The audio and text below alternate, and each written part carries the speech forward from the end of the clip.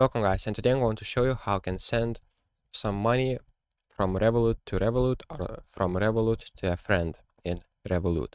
So that's pretty simple and easy to do. What you'll need to do is open your app, go to the payments tab right here, and you will need to click on this plus icon. You will see this page. Just click on Revolut right here, and you will be able to send money or add a Revolut friend through Rev tag, phone or email or QR code. So select one of those, and then you will see if you use Revolut friends, just click on one of your friends like that, and you will be able to see your chats with your friend.